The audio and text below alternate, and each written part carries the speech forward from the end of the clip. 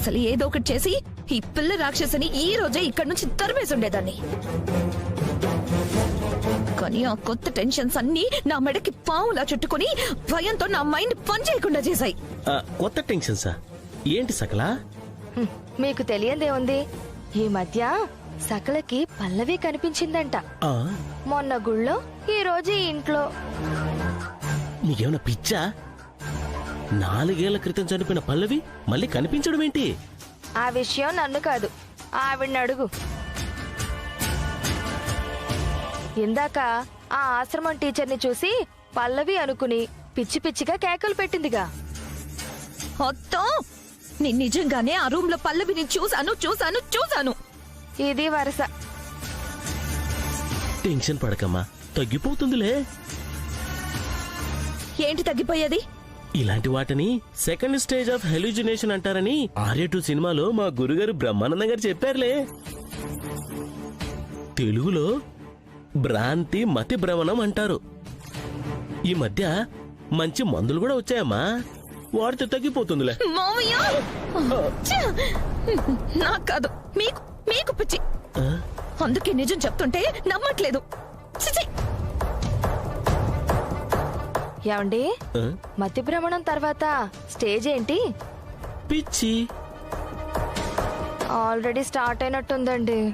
Yes, నాకు అదే అనిపిస్తుంది. వద్దురా, నాకొద్దు. నా కూతురు వచ్చేంత వరకు, దాన్ని కళ్ళారా చూసేంత వరకు నేను పచ్చి మంచినీళ్ళు కూడా ముట్టుకోనరా. అమ్మా, ఏంటమ్మా ఇది? ఇలా తినకుండా ఉంటే నీ ఆరోగ్యం ఏమవుతుంది చెప్పు. చేస్తే చేస్తాన్రా.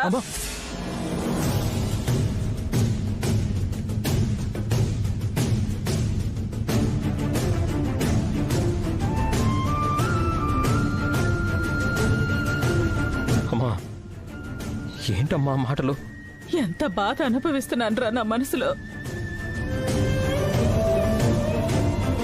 ఇష్టపడిన వాడిని పెళ్లి చేసుకుని అత్తారింటికి వెళ్లిన దాని 100 ఏళ్ల జీవితం గురించి ఎన్నో కలలు కన్నాన్రా. నెలలు తిరగకుండానే నా కూతురి కాపురం ఇలా అయిపోయింది. అది ఎక్కడుందో, అసలు బతుకుందో లేదో కూడా అర్థం కావటం లేదు. కన్న కూతురి గురించి తలుచుకుంటూ ఇంత నరకం అనుభవిస్తున్నప్పుడు ఏ తల్లికైనా బతకాలని ఎలా అనిపిస్తుందిరా? చంపేస్తున్నారమ్మా. ఇటు నువ్వు, అటు చెల్లెలు, ఇద్దరు నన్ను చంపేస్తున్నారు.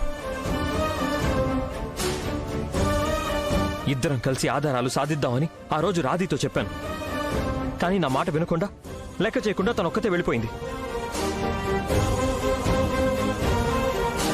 ఇంతవరకు రాకుండా, ఎక్కడుందో చెప్పకుండా ఏడిపిస్తుంది.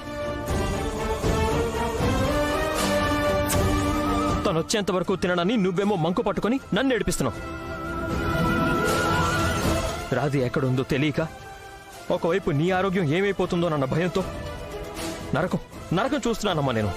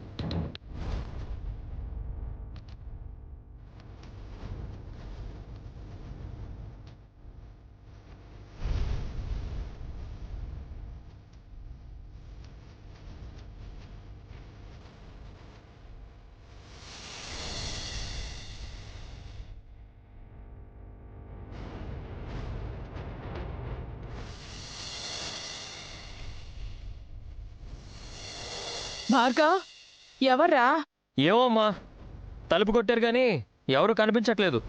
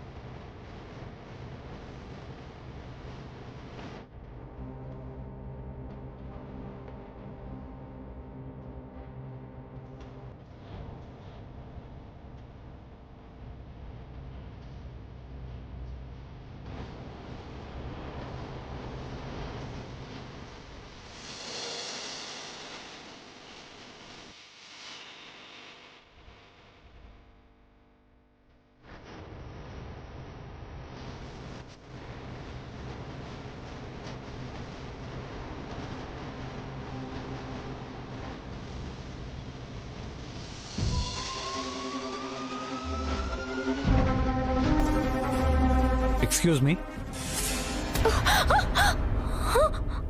ఏ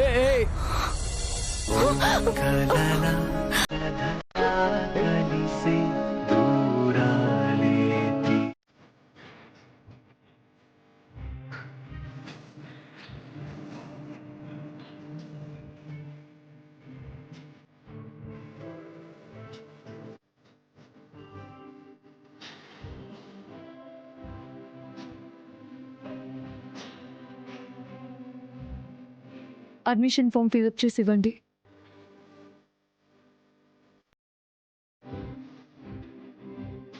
హలో సార్, ఫామ్ ఫిల్ చేయండి.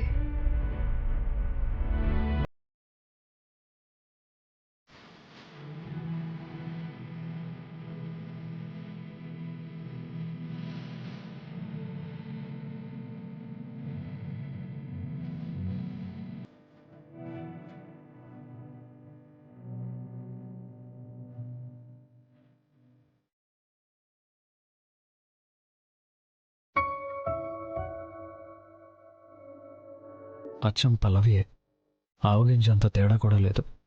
కానీ రుక్మిణి అంటుందేంటి? అసలు ఎవరివిడా? ఏం అర్థం కావట్లేదు.